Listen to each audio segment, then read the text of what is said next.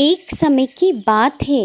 रिंकू नाम का एक भिखारी मंदिर के बाहर भीख मांगा करता था और मंदिर के बाहर ही अपने आराध्य भगवान शिव के नाम का जाप करता था। उसने एक दिन यात्री के समूह को देखा जो कि फल फूल मिठाई दूध और प्रसाद ले जा रहे थे भगवान शिव के चढ़ावा के लिए। यह सब देखकर रिंकू भिखारी मन ही मन कहता, ये लोग कितने भाग्यशाली हैं जो तरह तरह के उपहार से भगवान भोलेनाथ को प्रसन्न कर रहे हैं। मेरे पास अपनी प्रार्थनाओं के अलावा उन्हें देने के लिए कुछ नहीं है। मैं तो एक वक्त की रोटी भी बड़ी मुश्किल से खाता हूँ, तो क्या वो मुझे अपने आशीर्वाद कभी नहीं देंगे? रिंकू भिखारी के मन में इस तरह के सवाल वह स्वयं से करता है और ये सारी बातें कैलाश पर्वत में विराजमान माँ पार्वती और भगवान शिव सुन रहे थे। रिंकू भिखारी आपका बहुत नाम जपता है, ये सोच रहा है कि वो आपको चढ़ावा में कुछ भी नहीं दे सकता है, तो आप उसकी प्रार्थना नहीं सुनेंगे। ऐसा तो नहीं है, पर आपको इस भक्त की प्रार्थना सुननी चाहिए। देवी पार्वती, मैं भी चाहता हूँ कि मेरे भक्त हमेशा प्रसन्न रहें, सुख समृद्ध रहें, पर ये उनके हाथ में है कि वो मेरी पूजा करने का फल करने का योग्य है भी या नहीं।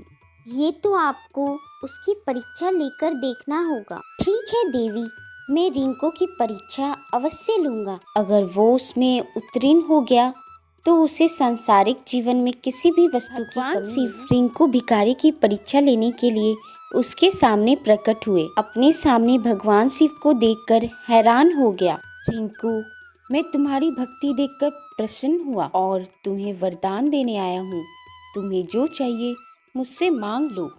कुछ भी भोलेनाथ? हाँ, कुछ भी, धन विभव सुख समृद्धि जो भी तुम्हें चाहिए। प्रभु, आप बहुत दयालु हो, उदार हो।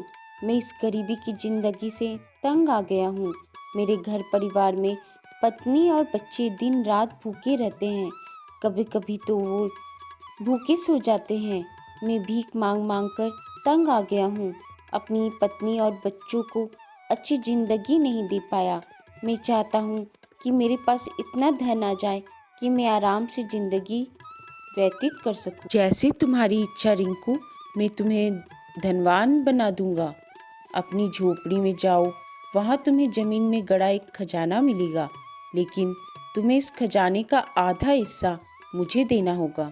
ये ध्यान रखना, ये मेरे वरदान की शर्त है। ठीक है भगवान। रिंकू भगवान शिव को प्रणाम कर उस झोपड़ी के लिए निकल गया। भगवान शिव भी अंतर घर पहुंचकर जमीन की खुदाई करने लगा।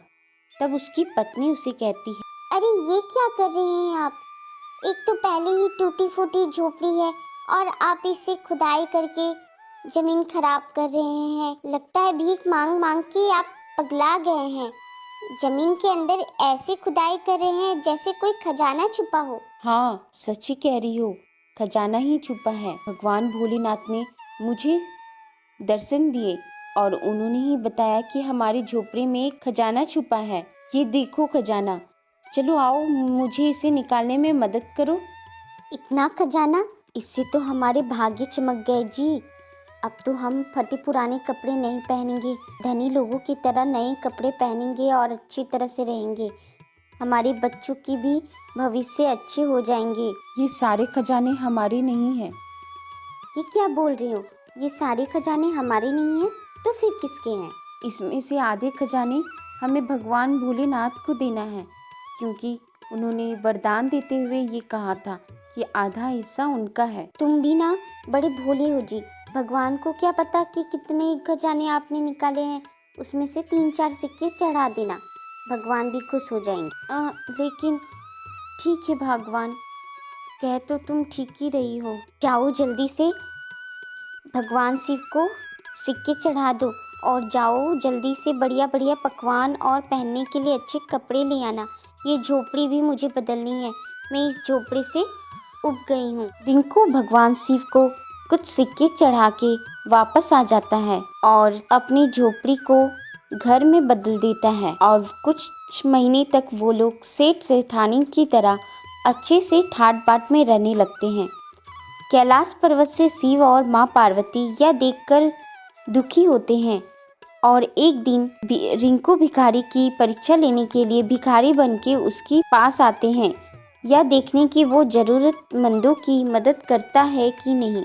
लेकिन रिंकू भिखारी के मन में अब लालच आ चुका था, इसलिए उसने उस भिखारी को धुतकार दिया।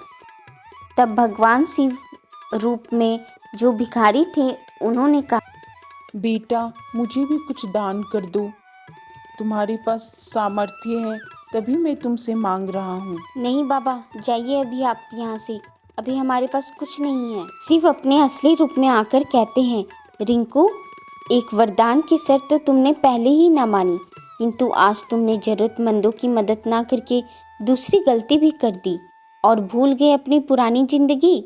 यह बोलते उसका घर पहले की तरह हो गया और वह फिर से भिखारी बन गया। तब दोनों रिंकू और उसकी पत्नी ने क्षमा मांगी। हे भोलेनाथ, मुझे क्षमा करे, मेरे पति ने ऐसा कुछ नहीं किया। जो भी गलती हुई है वो मेरे से हुई है। मेरे कहने पे ही भगवान भोलेनाथ, मेरे पति ने ऐसा किया। आप हम दोनों को क्षमा करें और हमारे घर को फिर से पहले जैसा कर दे। अब हम समझ गए हैं कि अपनी सामर्थ्य के अनुसार हमें सभी की देखभाल करनी चाहिए। भगवान भोलेनाथ कहते हैं, हमें अपनी सामर्थ्य के अनुसार निर्धन और जरूरतमंद की मदद अवश्य करनी चाहिए। अगर हमारे पास सामर्थ्य है तो हम उस हिसाब से अपनी जरूरतमंदों को मदद करें।